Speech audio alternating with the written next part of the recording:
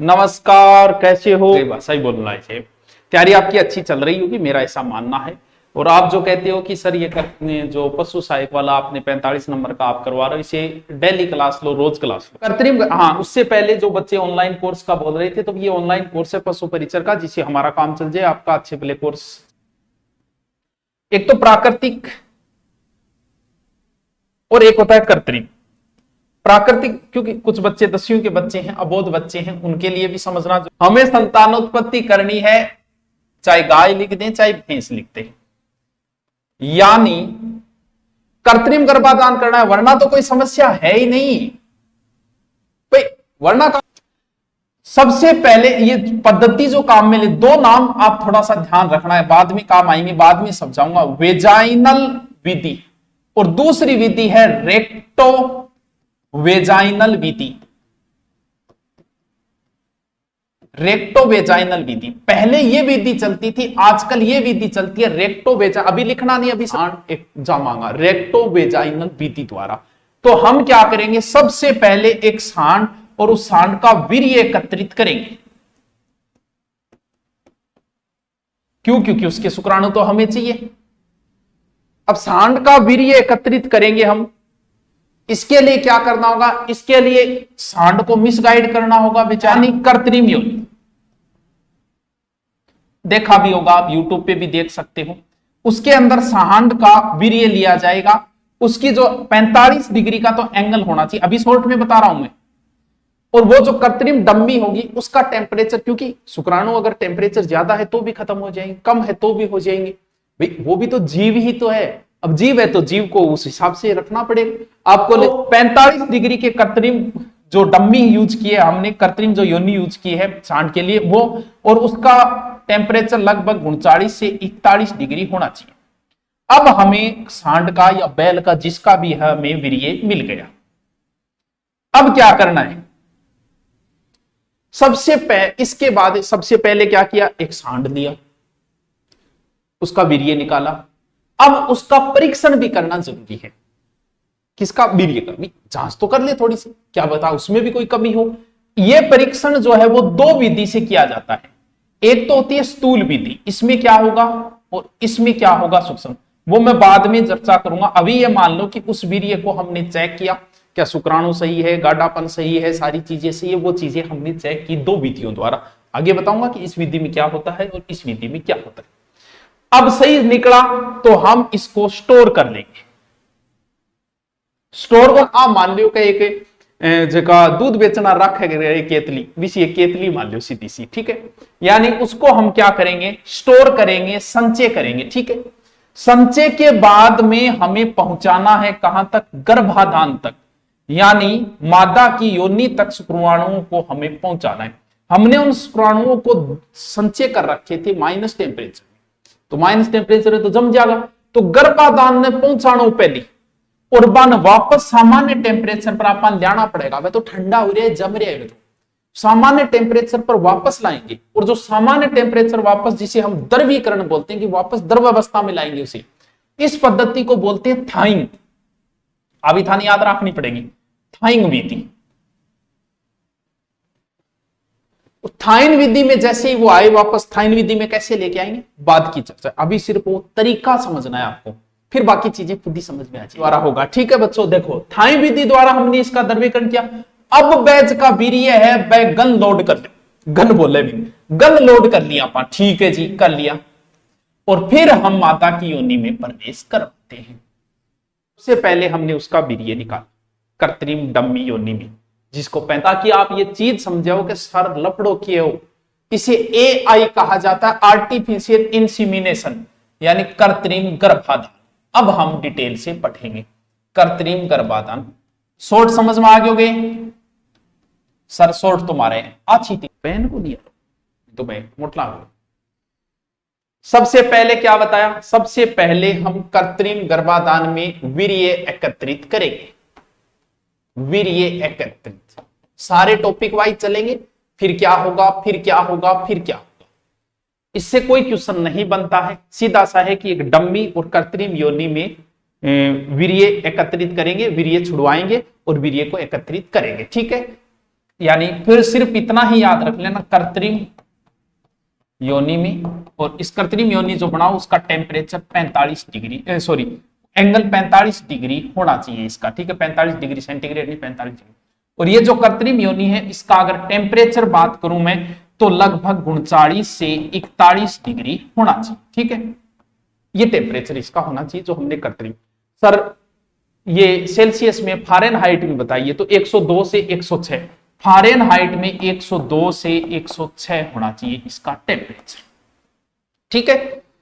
सबसे पहले वीर्य एकत्रित करेंगे, कहां करेंगे तो ध्यान रहे कृत्रिम योनि में वीर्य निकलवाएंगे, जो भी सांड है, झूठो है, जो भी है उसका, ठीक है, उसको मिसगाइड करेंगे, उसको पता ही नहीं चलेगा हो क्या रहा है भाई साहब, और इसके बाद में हमने निकलवा लिया, ठीक है। अब निकलवाने के बाद में उस वीर्य का होगा परीक्षण, नई फाइल में मैं लिखता हूं वीर्य परीक्षण, वीर्य परीक्षण। जांच करो भाई, बाहर निकाला है तो जांच करो। जांच आपको बताया दो तरीके से होगा, एक तो होता है स्थूल परीक्षण, स्थूल परीक्षण, एक वह सूक्ष्म परीक्षण, सूक्ष्म परीक्षण। दो प्रकार से जांच होगी सर। इसमें क्या होता है, इसमें स्थूल परीक्षण के अंदर तो वीर्य का रंग, अलग अलग रंग होता है, गाय में रंग वगैरह से प्रश्न नहीं पूछे जाएंगे आपको। सबसे पहले हम देखते हैं रंग, फिर इसका आयतन, ये चीजें हम चेक करेंगे, और इसके बाद में गाढ़ापन, ये भी जरूरी होता है, इसी के आधार पे पता चलता है सारी चीजों का। यानी ये तो स्थूल परीक्षण किया, याद करो तो कोई बात नहीं। फिर करते हैं सूक्ष्म परीक्षण, सूक्ष्मदर्शी द्वारा होता है। भी गाढ़ापन का पता तो ऐसे ही देख के चल जाएगा, आंखों से देख के चल जाएगा, लेकिन यानी सूक्ष्म परीक्षण जो होता है वो किससे किया जाएगा, वो गलत, ठीक है, वो सूक्ष्मदर्शी से किया जाएगा, यानी सूक्ष्मदर्शी के नीचे रखकर।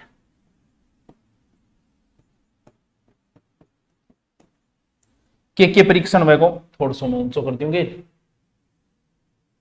क्योंकि बाद में आपको ये पीडीएफ मिल जाएगी, लिखो तो अच्छी बात है, नहीं लिखो तो कोई बात नहीं, ठीक है। इसमें हम शुक्राणुओं की संख्या, गति, ठीक है, शुक्राणु संख्या है, गति है, जीवित और मर्द शुक्राणु, जीवित कितना जीवता है, कितना सल्ट गया शुक्राणु, अनुपात, विकृति, ये चीजें हम चेक करें, ठीक है। सबसे पहले वीर्य को निकाला डम्मी द्वारा, फिर हमने दो परीक्षण किए, उसके जांच किए, हमने चेक किए।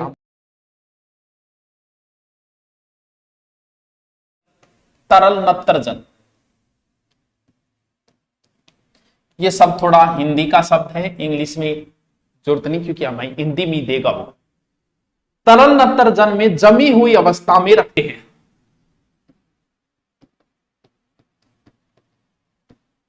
इसका कितना टेम्परेचर क्या वो लास्ट में बता दूंगा मैं आपको, ठीक है। एक बार सिर्फ इतना ही ध्यान रखो आप, क्योंकि इसके द्वारा एक स्थान से दूसरे स्थान पे आप ले जा सकते हो। एक सीधो पानी आ रहा टंकी रखे दूध आ रही बी टाइप को एक टंकी में बिंग अंदर पदार्थ भर के माइनस टेम्परेचर में होगा जो 196, जो लास्ट में लिखवा दूंगा मैं, ठीक है। हमने कर लिया ये काम। अब हमने संचय कर लिया किसमें, तरल नत्रजन। अब क्या करवाना है, गर्भाधान। अब टावरों गर्भाधान अय्याई कोनी में हिमकृत को, गहन हिमकृत को पुनः लाएंगे, यानी पुनः द्रव अवस्था में लाएंगे, पुनः द्रव अवस्था में लाएंगे,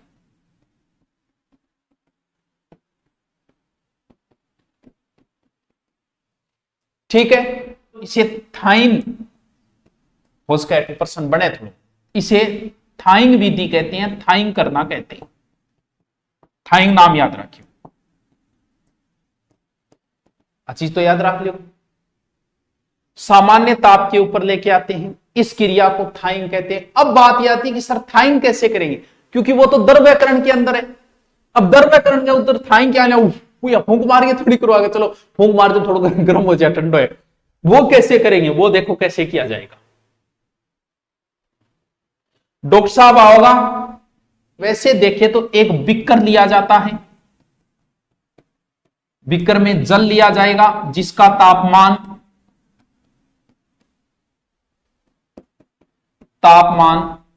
मैं लिख रही हूं तो था पीडीएफ मिल गया, नहीं तो मैं बिया भी बताते हो 37 डिग्री सेंटीग्रेड होगा। ठीक है, इतने टेम्परेचर को आप डिग्री तापमान को आप लिया। वीर्य को तरल नक्षत्र से निकाल के नत्रजन से कंटेनर से निकालकर बीकर के पानी के अंदर 15 से 30 सेकंड रखेंगे। ठीक है, सीधा मैं लिख दूं वीर्य को इस बीकर में 15 से 30 सेकंड रखेंगे।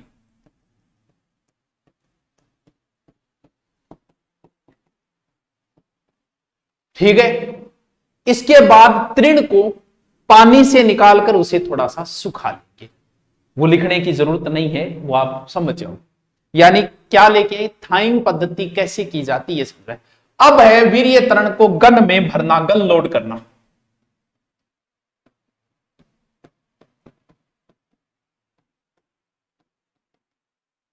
गन जो होती है वो 18 से 19 इंच लंबी होती है।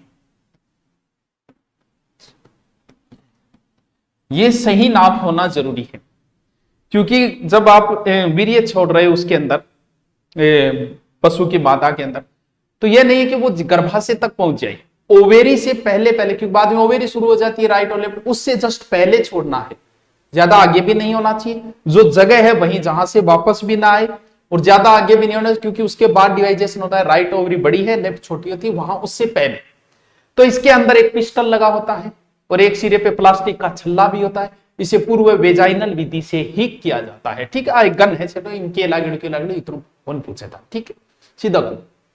अब करेंगे कृत्रिम गर्भाधान की विधि।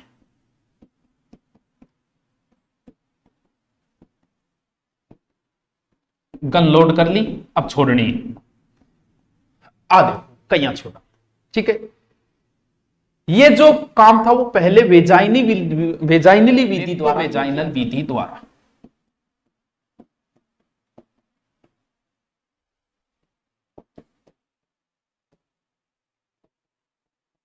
मैं आपको जो बता रहा हूं, आपसे ऐसे प्रश्न नहीं पूछेगा वो।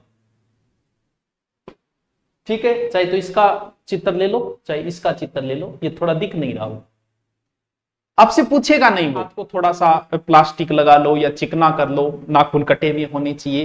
क्योंकि इंफेक्शन द्वारा पशु मर भी सकता है, तो इस चीज का विशेष ध्यान रखा जाता है। सबसे पहले क्या करता है, ये बायां हाथ देखो, ऊपर बायां हाथ है इसका, बाएं हाथ को पशु के गुद्दा में डालते हैं। ठीक है, मैं जो नाम ले रहा हूं वो ध्यान रखना है। ठीक है, सबसे पहले गुद्दा के अंदर ये बायां हाथ डाला जाएगा पशु के। ठीक है सर, और आगे ले जाके और गर्भाशय की गिरवा को हाथ से पकड़ने गए होंगे।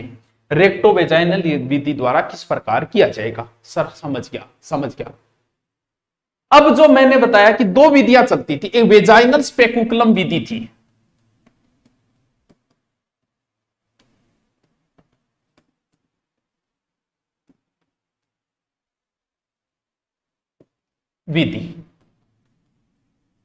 वह क्योंकि अगर आप मादा की योनि में अगर वीर्य प्रवेश करवा रहे हो तो डॉक्टर कई बार चेक भी करता है। गुद्दा में हाथ देने के बाद वो चेक करता है, गर्मी का पता लगाता है वो। तो इस विधि द्वारा गुद्दा में जब वो हाथ प्रवेश करवाता है तो गर्मी का पता चल जाता है, यानी गर्मी का पता चल जाता है। एक तो ये भी जरूरी है क्योंकि कई बार यहां में टावरों का। दूसरा इसका फायदा है कि वीर्य जहां पर छूटना चाहिए वहां उचित स्थान पे छोड़ दिया जाता है इस विधि में, इसलिए वीर्य व्यर्थ नहीं जाएगा। 70 से 80% चांसेज है कि गर्भाशय में बच्चा ठहर जाएगा, यानी वीर्य उचित स्थान पर छूटता है।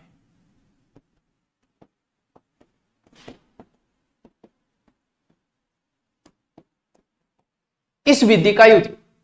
अब बात यह ध्यान रखनी है कि सर ये किस समय होना चाहिए, क्या ये मैं एक एक लाइन में शॉर्ट बातें बता रहा हूं, थोड़ी सी जरूरी हो जाएगी। यानी सावधानियां, कृत्रिम गर्भाधान के समय क्या क्या सावधानियां आपको रखनी चाहिए। ये मध्यकाल के द्वितीय अर्ध भाग में उपयुक्त रहती है। मध्यकाल के द्वितीय अर्ध भाग,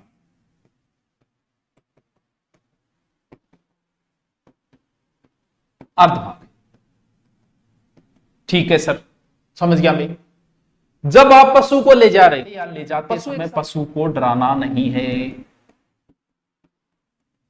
क्लोन तैयार करना। बात भाई ये घूम फिर गई, क्लोन ही है एक प्रकार। क्लोन तैयार करना, किसी जानवर में अलैंगिक तरीके से बच्चे पैदा करना ही क्लोन है एक प्रकार से। भैंस का प्रथम क्लोन, छोटे छोटे एक प्रश्न है, भैंस का फर्स्ट क्लोन, छोटी छोटी लाइन के प्रश्न है, ध्यान रखना इनको थोड़ा सा। अस्मिया या सच गौरव नाम था, अस्मिया या सच गौरव।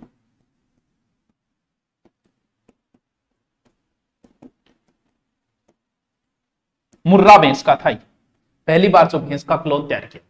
गरिमा जो है वो भैंस का सेकंड क्लोन था, चलो मैं लिख देता हूं, सेकंड क्लोन गरिमा।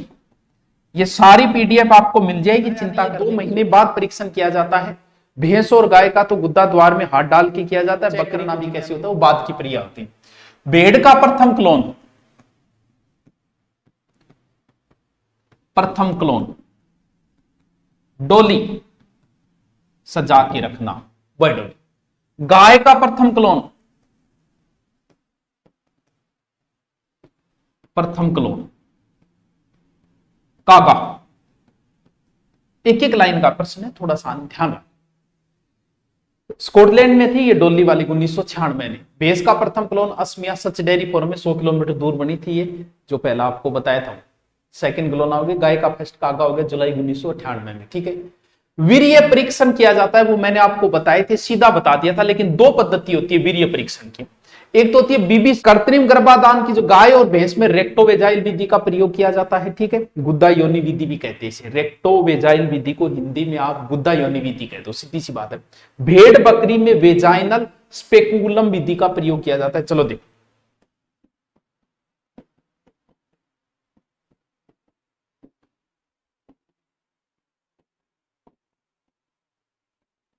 नंबर 1 गाय भैंस, इनकी प्रश्नोत्तरी में बाद में कराऊंगा बच्चों, पहले टॉपिक होना जरूरी प्रश्न। रेक्टोवेजाइनल या गुद्दा योनि विधि,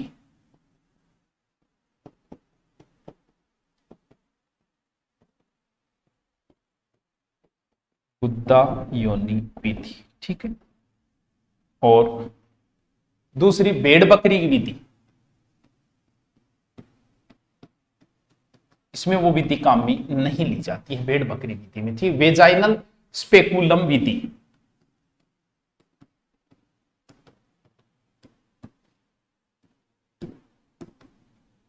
बहुत बड़ा टॉपिक हो गया मुझे पता है।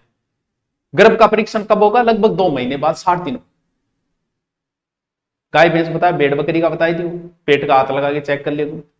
एआई विधि से क्या फायदा नुकसान है?